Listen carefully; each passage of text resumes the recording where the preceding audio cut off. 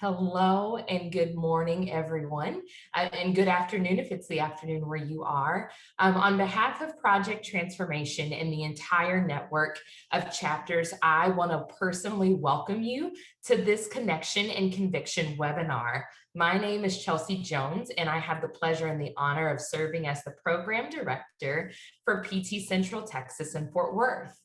If you're new to Project Transformation, we are a faith-based organization, and our mission is to cultivate space for children, young adults, and churches to connect and build mutually transformative relationships. Through our network of affiliated chapters across the country, we provide children with fun summer and after-school programs that are led by young adults and hosted by local chapters. Our Connection and Conviction series is an opportunity for us to grow and deepen our connection with folks around the country and explore important topics that intersect with Project Transformation's mission. Today's Connection and Conviction topic focuses on the first C of our mission, children, as well as our core value of mutual relationships. We provide children, and we use this time, and our focus is to strengthen their literacy, social, emotional, and spiritual development.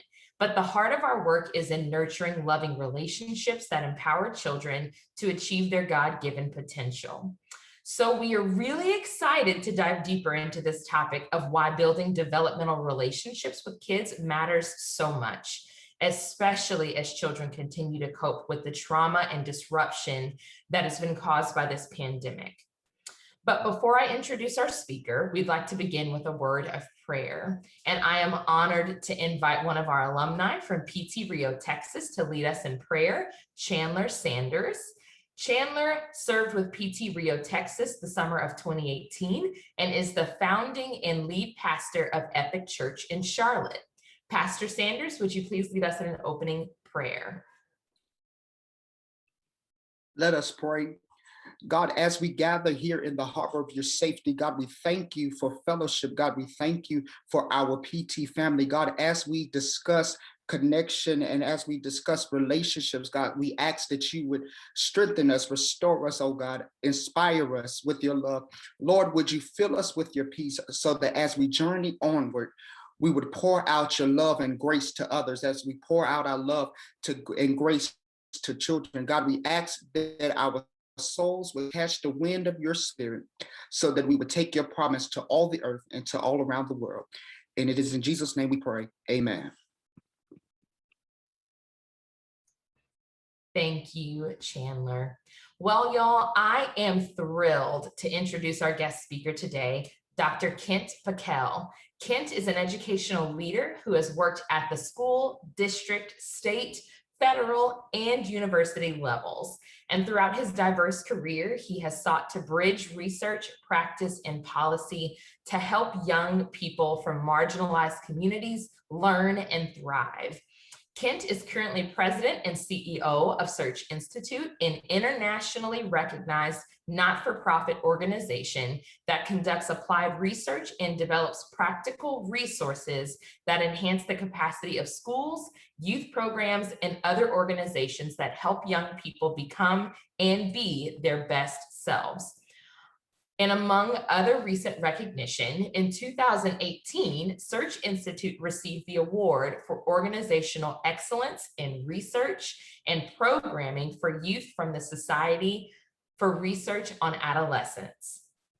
And prior to joining Search Institute in 2012, Kent served as the founding executive director of the University of Minnesota's College Readiness Consortium and as executive director of research and development in the St. Paul Public Schools. He served in several senior staff positions during the Clinton administration, including as White House Fellow assigned to the Director of the CIA, Special Advisor to the Deputy Secretary of State, and Special Assistant to the Deputy Secretary of Education. Kent began his career as a high school teacher in his home state of Minnesota.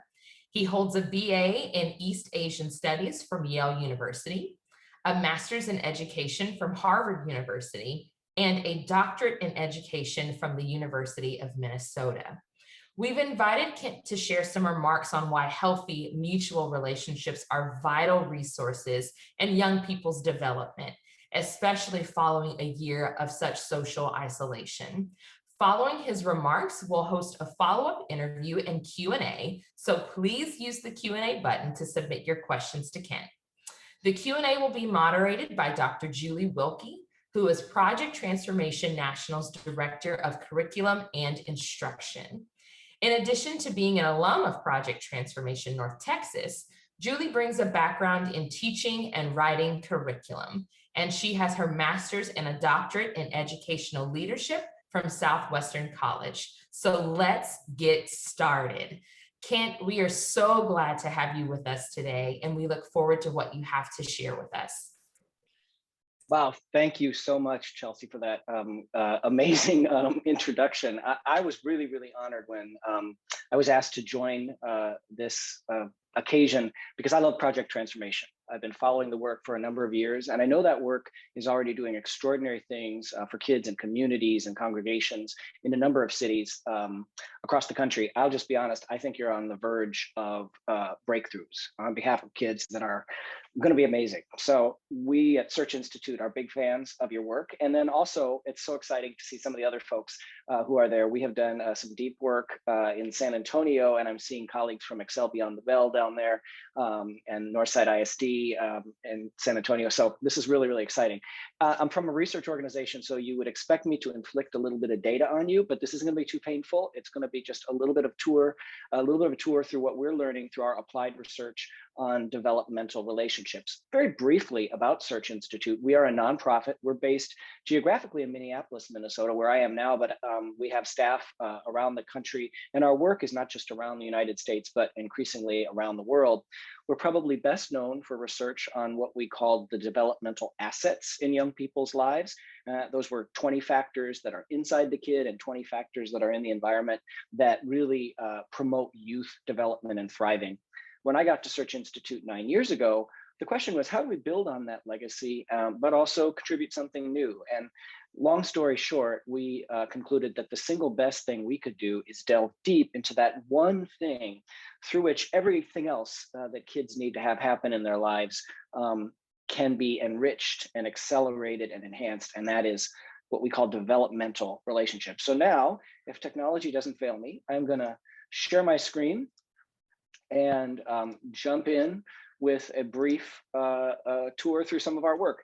I am going to assume that someone will jump in and let me know if you are not seeing the slide on the screen. And hearing none of my Project Transformation colleagues tell me that's the case, I'm just going to go forward. The research on relationships from developmental psychology, behavioral economics, sociology, anthropology, education is so voluminous that I could spend every minute that I have with you here simply citing studies that show that the connections young people experience with adults in their lives, of course, parenting adults being central and critical, but also teachers, out-of-school time program staff, extended family members, neighbors, people in congregations, synagogues, mosques. The research shows that all of those relationships are deeply, deeply influential. And we've settled on what we think is a powerful metaphor to capture the conclusions of that research. And it's that relationships are like roots of youth development. That when kids have strong roots, they can grow, they can thrive, they can withstand the storms that life throws at them. And that the roots come in many shapes and sizes. Some are small roots, some are deep and long roots. But the cumulative effect of those roots is a tree that is going to grow strong and tall and flourish. Really importantly, those roots are not only dependent upon what happens within the young person or even within the family. Those roots, like the roots of a tree, are part of an ecosystem. There are supporting systems in the bedrock, organizations, systems that actually support the development of relationships. There are those relational conditions in the soil, the culture, as we would say, the way we do things here in a school, in a program, in a community. There are these positive outcomes up there in the leaves: social emotional competencies, motivation, the ability to thrive, positive identity. And then very importantly, there's the air, that community and social context.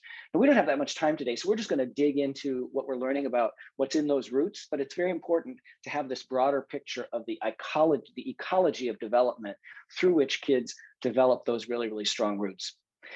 So when we started this work in earnest in 2013, we didn't do it just to sort of further admire the power of developmental relationships in kids' lives. We did it because we perceived there was a gap.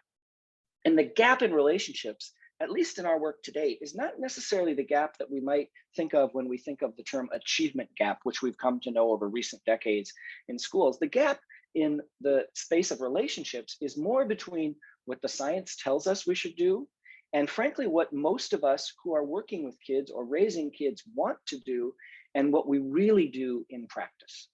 One source of evidence for that gap came from a series of interviews that we did in 2017, where we went out and we asked, in a very deep, in-depth interview protocol, they were recorded and transcribed, the leaders of a diverse cross-selection of organizations that serve young people to talk about the role of relationships in the work that they do with kids. And one of the questions we asked was, we asked those leaders, on a scale of 1 to 5, how much in your organization do you talk about relationships? Do you say relationships are important?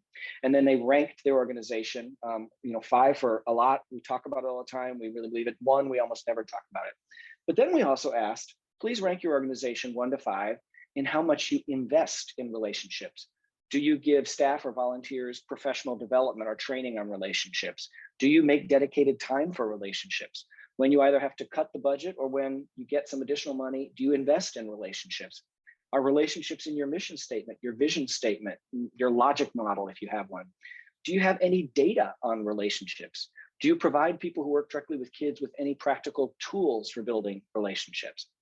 So when we asked those 2 questions of people, there was one woman, I actually did this interview, there's one woman in particular who I think really captures in a brief quote that I'm going to share with you now, what we heard lots and lots of people say, not just through this study, but many other studies. She said, what I'll say for us is we talk about relationships a lot, but we've devoted very little resource to actually teaching people how to do that and then measuring it. So I'd give us a 5 for how much we talk about it and how important we say it is. And then I'd give us a 1 or 2 for how well we've done at investing in it. And so that's the gap that we're really trying to find ways to close. And the first step in that process was actually to define relationship. What do we actually mean by a relationship? And we adopted the term a developmental relationship to capture this idea that the goal of these relationships is positive youth development. I started my career, as Chelsea was just mentioning, as a high school teacher, and I will never forget when the principal in this large high school where I got my first job, they literally give you the text, they say, Kent, good luck, and don't forget, build great relationships. Well, what did that actually mean?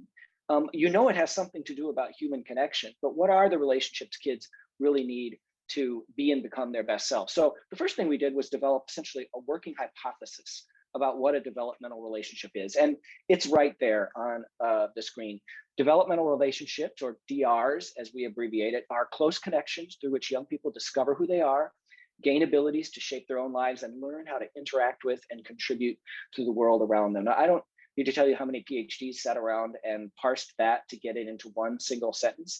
And so it's good that we got into a sentence, but it's still too long to fit like on a bumper sticker or a post-it note in many cases.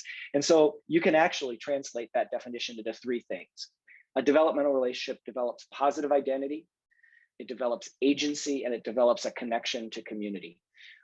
We know from a large body of research that when young people, and actually adults too, have those 3 things, identity, agency, connectedness, relatedness, they are well on their way to being able to self-determine their own futures. So we had a definition. And then the next question was, well, how do you get there? How do you actually build relationships that actually operationalize that definition? And so we began by conducting research that, first of all, crunched the numbers on the data set that Search Institute had collected through its research over decades on developmental assets. And that was a data set of more than 6 million young people. And we looked at the associations between the kinds of relationships those kids had in their lives and the ones that they didn't, and their outcomes in school, in use of drug, alcohol, tobacco, their positive psychology. So we crunched the numbers first. We, second, reviewed those other bodies of research that I mentioned at the outset to look at what other scholars had concluded about relationships. And then finally, we went out and we talked to kids, to parenting adults, to educators, to youth workers, to actually say who were the people in your life who made you better. We put all of that together through a series of survey-based quantitative studies, and we came up with what I'm going to introduce you to now, which is the Developmental Relationships framework. And there's a copy of this framework on our website that summarizes this, but I'm going to give you a really quick tour through this framework. And then I'm going to show you some data on what we know about how kids experience this framework and how it's associated with positive outcomes. And then I'll end by giving you a quick glimpse of some other work we're doing with youth serving organizations to help people practically bring this framework to life in their work. So there's 5 elements of a developmental relationship in our research. The first one won't surprise any of you. It's expressing care.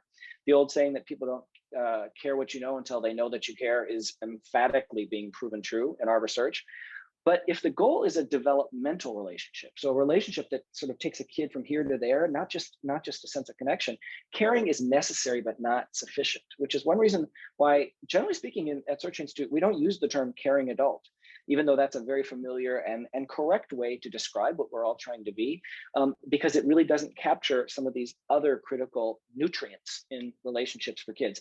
The second one is challenging growth, pushing kids beyond their comfort zones. The third, though, is providing support, helping those kids as they struggle along that developmental continuum.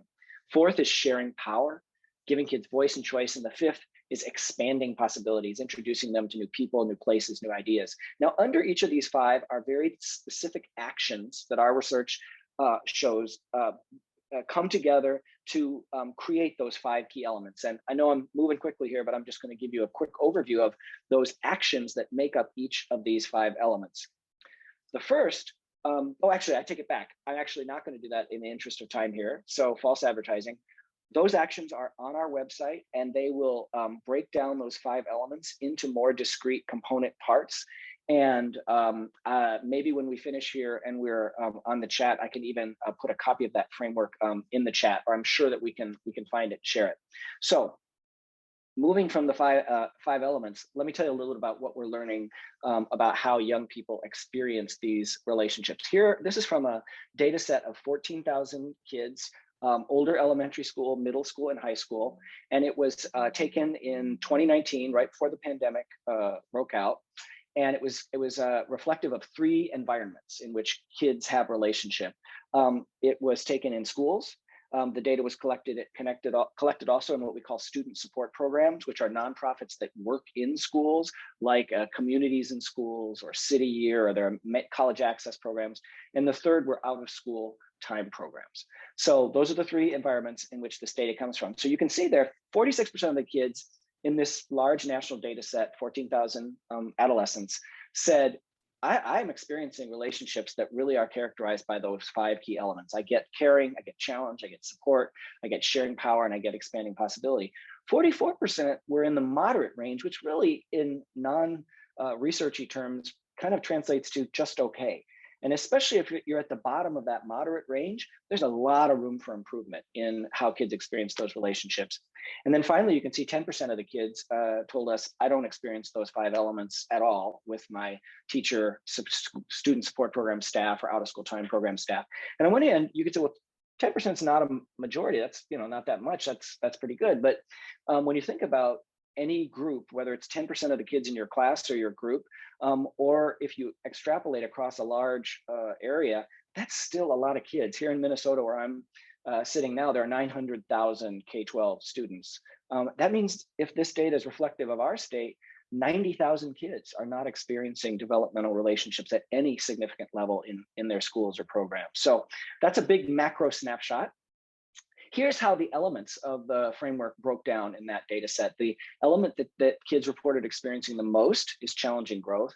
And the one they reported experiencing the least was expanding possibilities. Expressing care in this study was lower than it usually is. And so it's an interesting question where there's some things going on at that point in kids' lives that were reflecting that, or was it just a quirk of this particular sample? Usually the 2 that experience the least are expanding possibilities and sharing power in most settings, with some notable exceptions in other places. depending on how the organization really approaches introducing kids to new people and ideas, or giving kids voice and choice. One of the reasons we think it's so important to have some data on how kids experience these relationships is that the way we as adults think the kids are experiencing the relationships, or the way we hope they're experiencing the relationships, is not necessarily the way the young people experience the relationships. Here you can see 86% of the adults in this study said, I'm doing all 5 of those things often and authentically. 46% of the young people said, I'm experiencing those things often and authentically. And you can see the same disparity. 93% said, I express a lot of care. Of the adults, 52% of the young people said that. There's probably lots of reasons for this disparity, and it's a subject of ongoing research. But one thing that does seem clear is that when those adults, those teachers, those youth program staff are reporting very high levels of relational interaction, they're probably being honest and accurate about some kids. That I do these things with some of the kids in my group, some of the kids in my class. The thing about collecting data from all kids, though, is that it's going to show up whether all kids are actually experiencing that. We'll come back to that big idea of inclusion at the very end of our quick tour through developmental relationships. Here's how you can see in this study how the experience of developmental relationships varied by sector. Schools were the least likely to experience it, student support programs significantly more likely, and out of school time most likely. Now, as somebody who's spent a lot of my career as an educator, I look at that 41% for schools, and it concerns me. Schools can be and need to be more relational places, but schools also have a lot to do that they need to get done that can sometimes seem at odds with relationships, covering the curriculum, doing all kinds of things. I think it's one reason why organizations like Project Transformation have such a critical role to play, because you can supplement in powerful ways kids' experience of those relationships in ways that we know from data like these are very, very significant.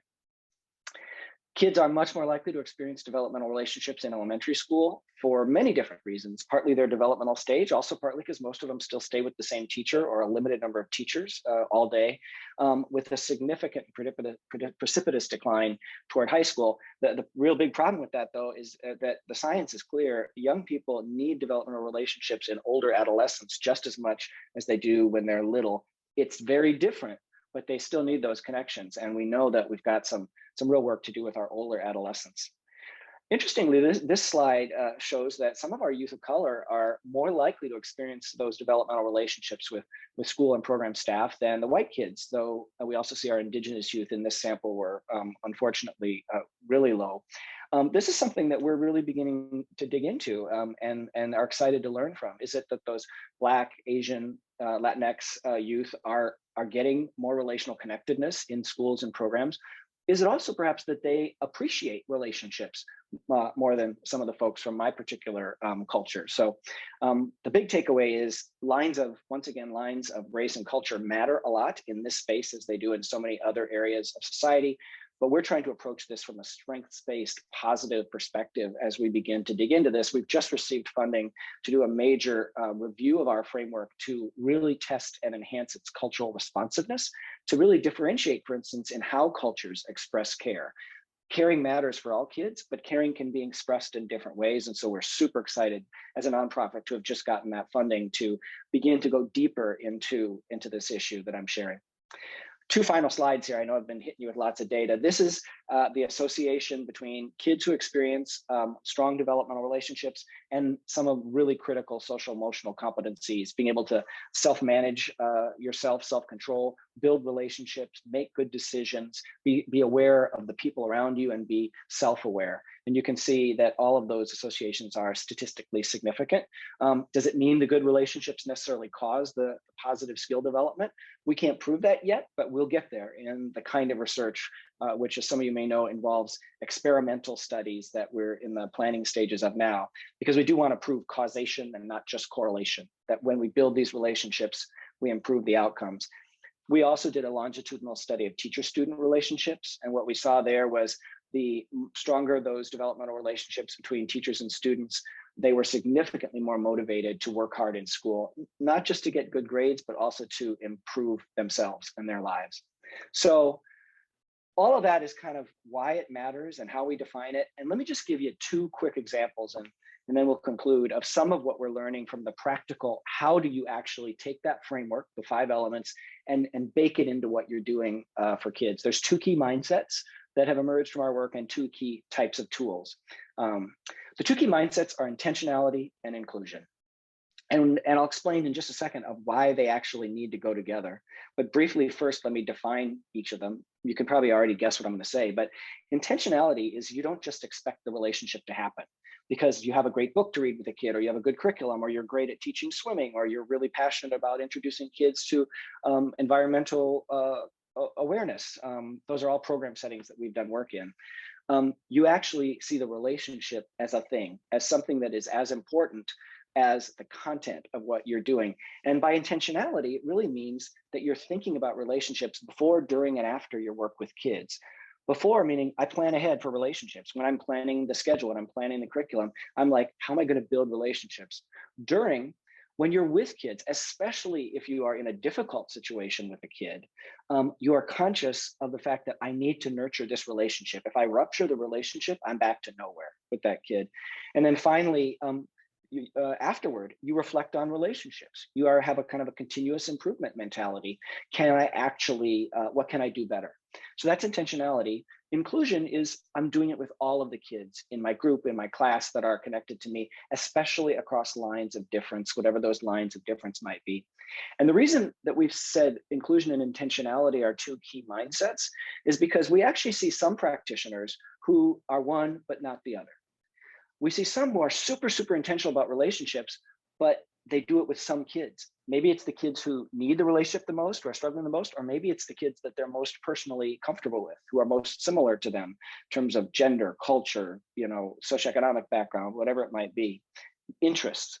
So this idea of being intentional, but with some kids, leads us to inclusion. We also see some people who work with kids who are incredibly inclusive, but not intentional. These are like the relationship gurus. Like when they're in the moment with kids, they just know how to connect, and they're really organic and they can do it, but they aren't planful about it. They don't plan ahead for it. They don't sort of have a meta consciousness when they're in that relational moment. They're just in it and they don't reflect backward on it. And so that's why we say there's these 2 pieces of the puzzle. I'm intentional and I'm inclusive.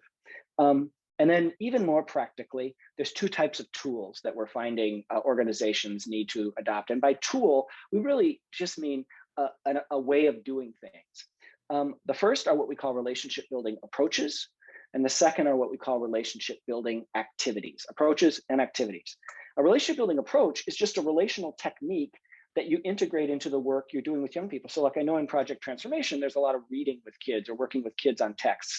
That would be, how do I share power when I'm doing that? How do I challenge growth? How do I provide support? Those are relational techniques. In contrast, a relationship building activity has nothing to do with the content of what you do with kids, your program, your curriculum.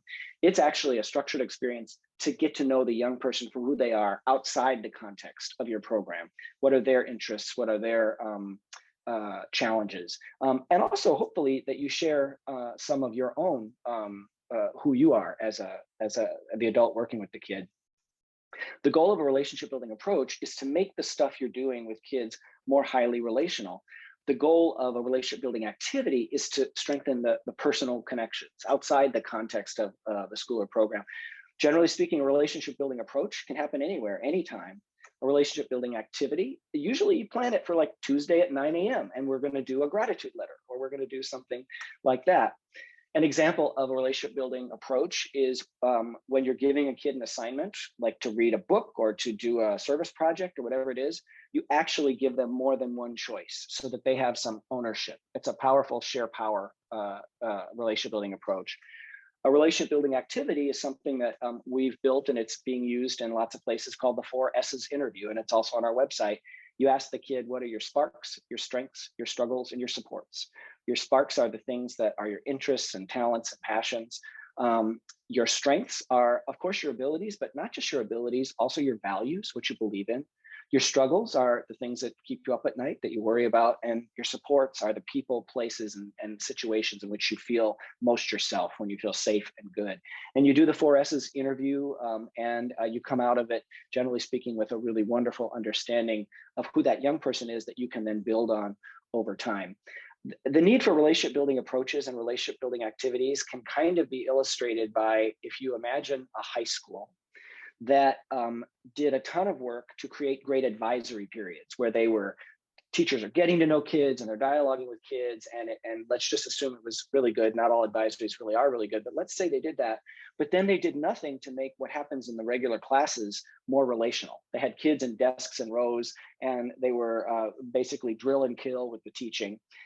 That advisory period then, while it's a good thing to do, is kind of like an inoculation of relationship building that then doesn't touch the regular curriculum. But the converse is also true. You could have this hypothetical high school that does cooperative learning, group learning, all kinds of instruction, but they never get to know kids for who they are outside the context of the curriculum. And so it's not either or, it's a both and. So let me just end by saying, in the world today, there are a lot of things, a lot of injustices, systemic oppression, economic challenges that just seem overwhelming. They seem like things that are, beyond us, and they're not beyond us, and we must be addressing them. But one of the things that I think is so empowering and exciting about work on developmental relationships is we can do this. This is within our zone of control. Any kid that we're connecting to, it's not easy, and sometimes kids will resist. But this is something that is in our power. And the good news is that once you have a framework like this one, you'll find your own ways to express care, challenge growth, provide support, share power, and expand possibilities. It's kind of like when you buy a new car, let's say if it's like a red Toyota, and then you're driving around and you suddenly notice all the other red Toyotas or just all the other Toyota Corollas, whatever it is. And you're not noticing them because suddenly there are more red Toyotas in the world. You're noticing it because you personally bought a red Toyota and made a personal connection to red Toyotas, and you suddenly see them where you would have missed them before. Our hope is that when you have this framework, you'll see opportunities to share power and expand possibilities that you might have missed before in the work you're doing with kids. So that's been a ton, and I know it's a pretty quick flow through. And so I'm going to stop sharing my screen now and look forward to questions and conversation.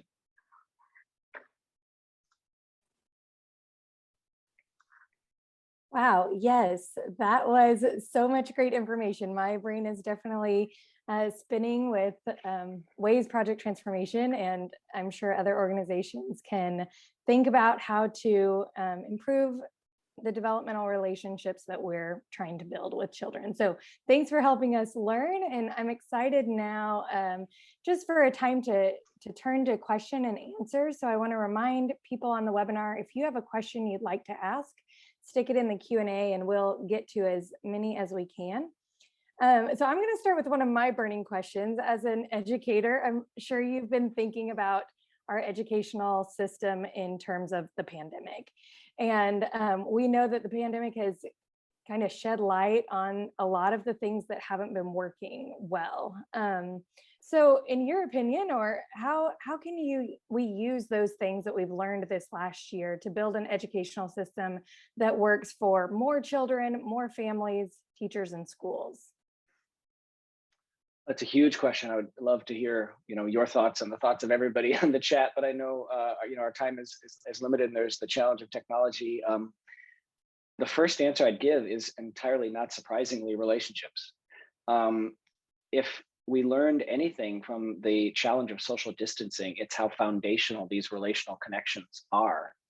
And so as we return, hopefully, to more quote unquote normal school in the fall, it's just imperative we not go back to the normal approach to relationships, but actually we find ways to keep them front and center in the scope and space of what we're doing. And I think one of the potential greatest dangers to that could be a very, maybe well-intentioned, but a very narrow focus on what is being called learning loss all across the country. And first of all, the evidence of learning loss is growing, but uncertain. But it's this basic idea that kids missed a lot of academic content and we got to catch them up. And so if you read things around the country, people are talking about summer boot camps. People are talking about like extended school day for academic remediation. People are talking about changing the school schedules to do, like longer deep dives.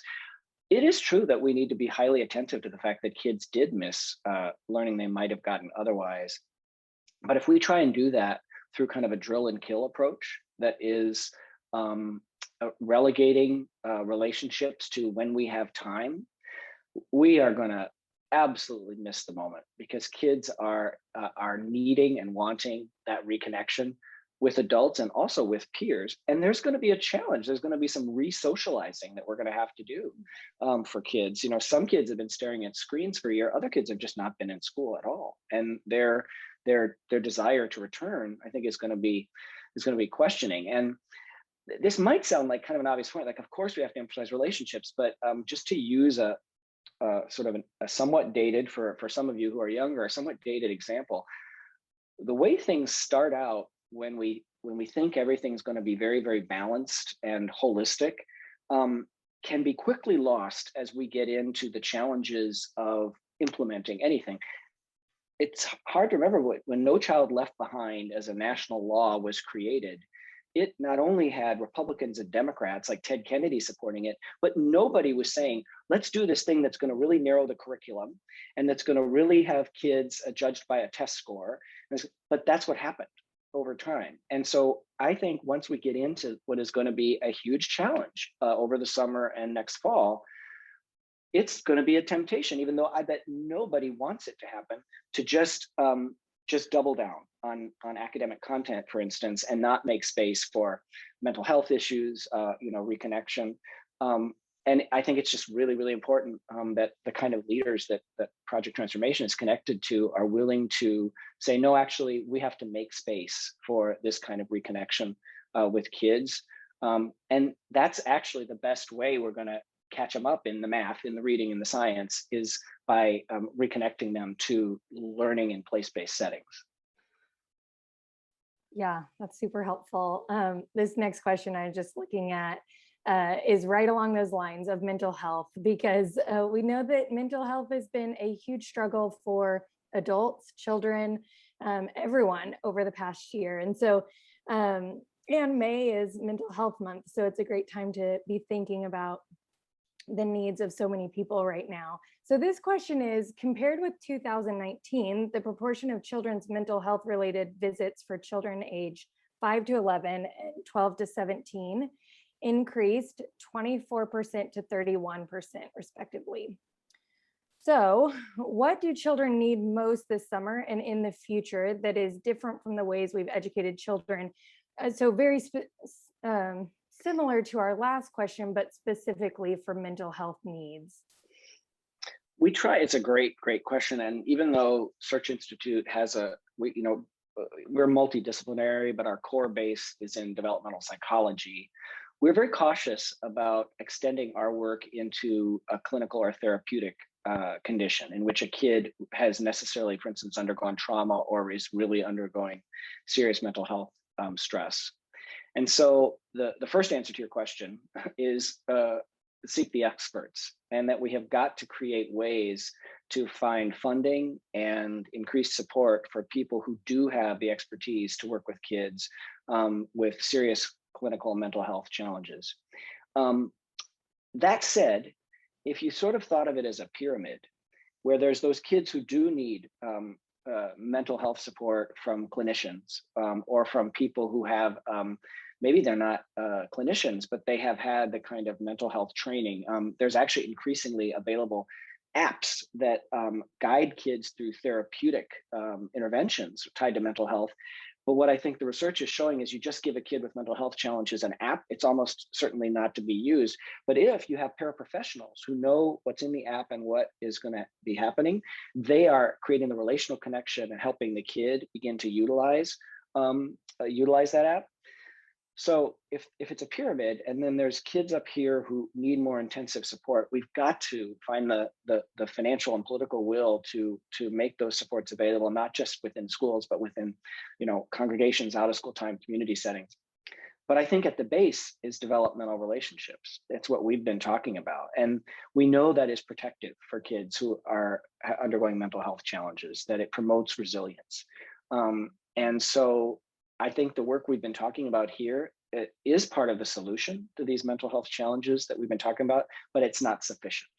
And I just want to say there's a tension in what I'm saying, because I've been with groups when we work with schools and programs over an extended period of time, and people really lean into this framework and lean into developmental relationships, they discover more trauma. They discover more mental health because they're connected to the kids. And then these are people, out of school time program staff, teachers, who don't have that training. It's not their job. And then they say, what do I do? Because I'm getting more connected and I'm discovering it. And when we say, well, refer them to the experts, they very often say, we don't have experts. Like we don't have those clinical supports. And so I want to really own the tension that I'm, talking about here, that this relational connectedness that all kids should experience in youth serving organizations is a piece of the solution, but not the whole solution in and of itself. And there's some good thinkers thinking about it. A wonderful organization that does a lot of work. If you don't know them, I would suggest you look at their website. It's called Turnaround for Children. And Turnaround for Children was founded by an MD, Pam Cantor, after the 9/11 attacks in New York, where she saw all these kids who'd been traumatized by the Twin Towers coming down and what had happened right there near where her clinic was. And so they've started this wonderful nonprofit, and I would suggest them as a one good resource. I mentioned earlier the connection Search Institute has had in San Antonio, and San Antonio Communities and Schools has also done amazing work connecting our developmental relationships framework to trauma-informed care. And so there are some places out there that have some expertise in this really critical issue that you're raising that I think we all should be looking to. That's really helpful, jotting down notes here. And also making me think, besides funding, we have to have those relationships with those other organizations that can provide a variety of services and things that children need in different expertise. So thanks. So this question, you kind of addressed this in your talk a little bit, but someone asked, how do you connect and build relationships with kids who are not interested in building a relationship with you? Huge question that we are beginning to lean into more intensively. I think the best answer that I can give right now actually doesn't come from our research. It comes from research it's been done by multiple scholars, but the key has been a guy named Harry Rice, who's at University of Rochester in New York. And a lot of his research actually has been on adult-to-adult relationships, but there also has been extensive work with young people. And the thing that I think is helpful with those kids who are reluctant to connect is what Rice's research calls responsiveness.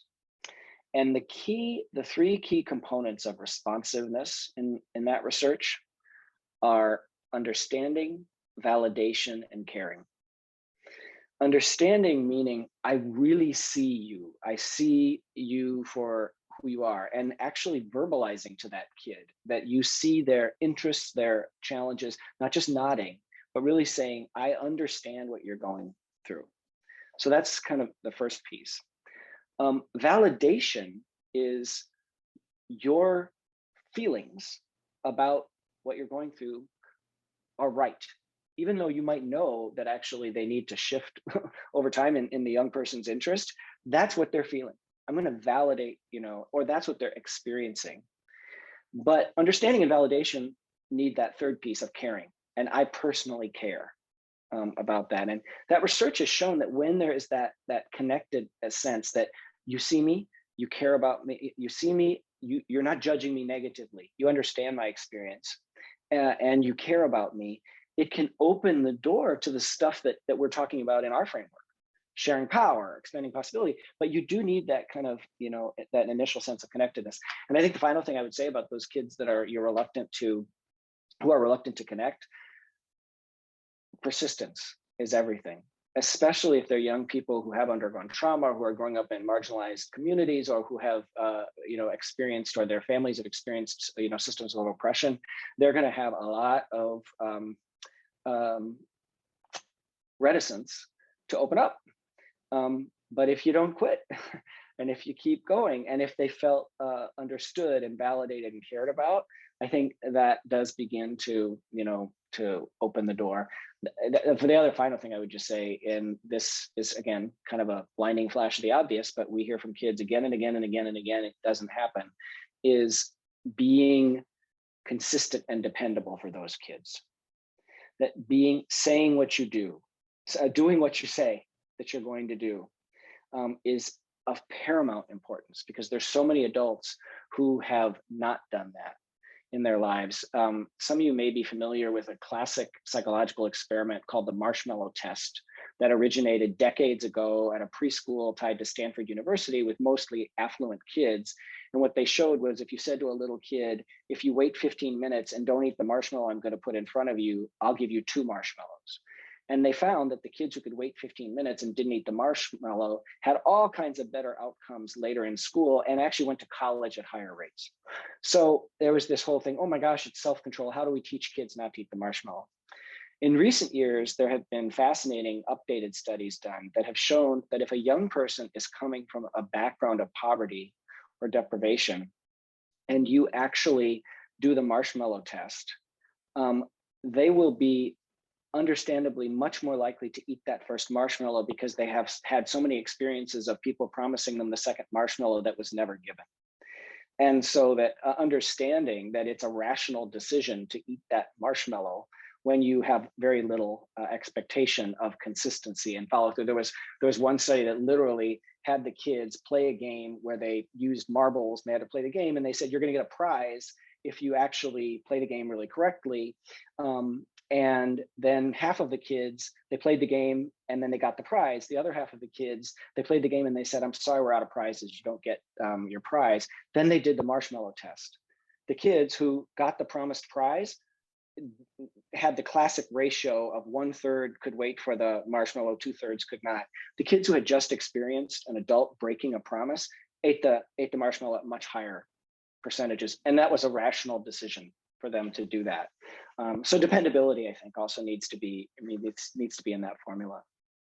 It's fascinating. So this kind of goes along with parents and families. This question is from a teacher. She says, do you have any suggestions on how to engage parents and families in building and supporting relationships with students? And I think I might just add how to support that relationship among teachers and parents to support the student. Yeah, it's a great question. The data I showed you in my maybe too long walk through the data was from schools, student support programs, and out of school time. But actually, we have also validated this framework in families.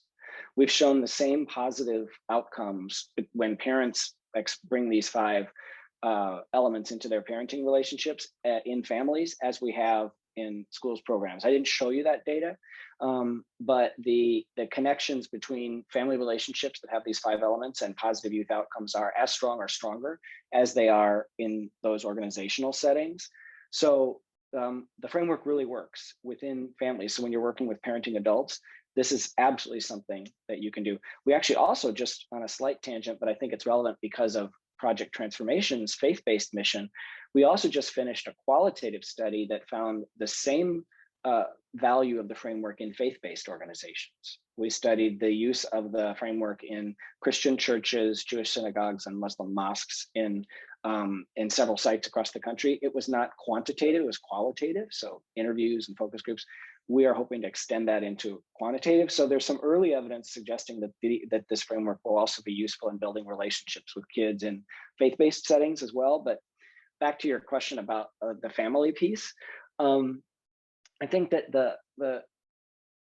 we have a website called Keep Connected, and if you Google Keep Connected, you'll find a huge array of resources that are focused on helping parenting adults, parents, and other family members who are in a caregiver role bring this framework to life in their work with kids. And we actually even have a program called Keep Connected that we teach people to deliver, where you bring parents and kids together to walk through the framework of expressing care, challenging growth, providing support. One of the light bulbs that often goes off for parents when they get introduced to this is how much they are looking for relational affirmation from their kids. You know, well, I'm the parent, I don't need this. And then the kids are shocked that their parents want that as well, that the parent wants that connection. And it's really targeted at middle school. So these are like early, emerging teenagers. So that's an important point about Keep Connected. And then we also have several workshops that are available that really are about how do you actually take a relational approach to family engagement broadly? And how do you actually shift from an approach that basically tries to get parents to reinforce the work you're doing with kids in your program or in your school, to listening to parents first and saying what are parents' hopes and aspirations for their kids, as the beginning part of the dialogue, as opposed to, can you help me, get your son or daughter to do X?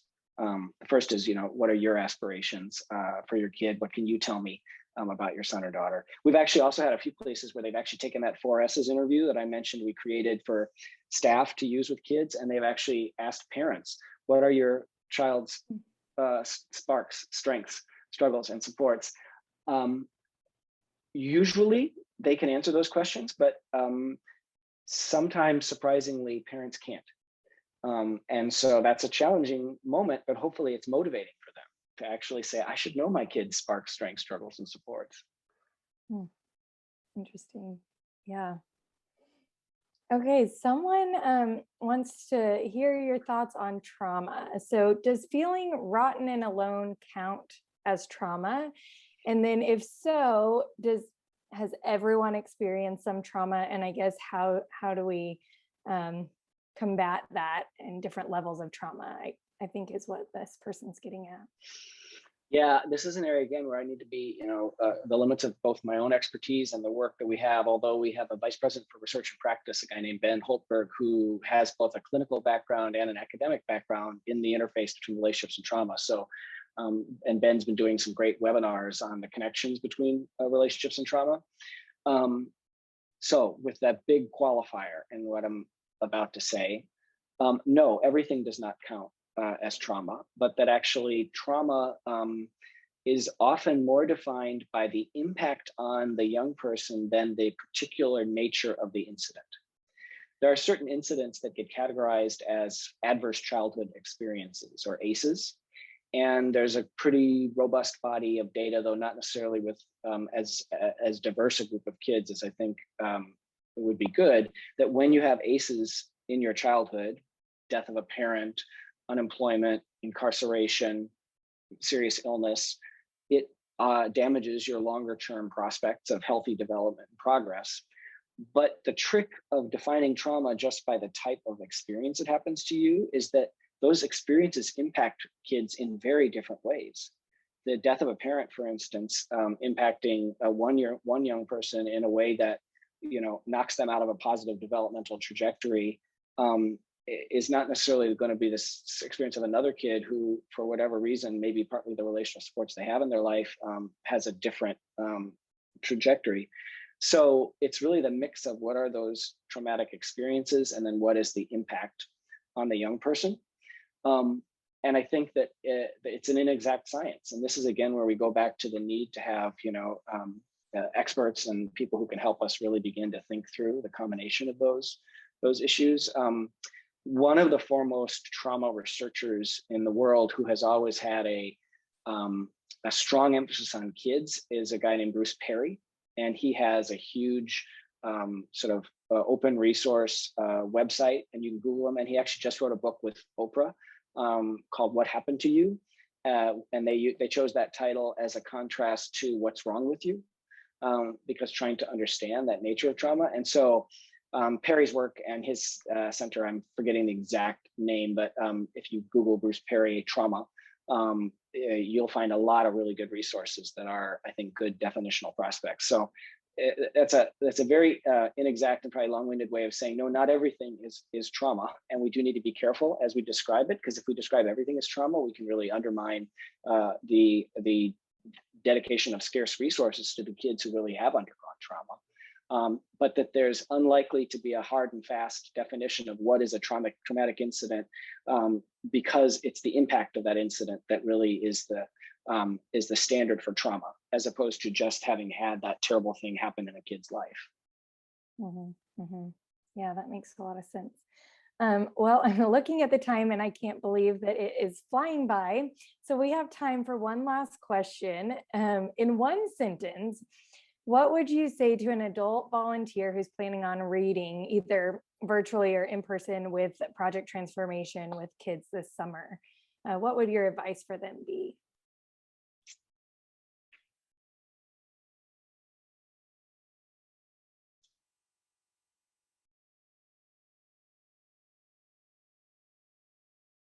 really listen to the young person's thoughts about and experience with what you're reading, and then find ways to share something of yourself connected to what you're reading. So listen and find a way to share something of yourself would probably be the first thing that comes to mind in answer to that question. It's a big question.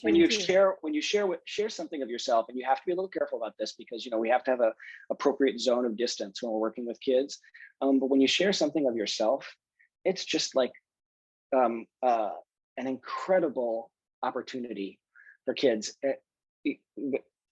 Make sure they know why you're there as well. Make sure they know why you're taking the time to be there, that you're not there because you had nothing better to do.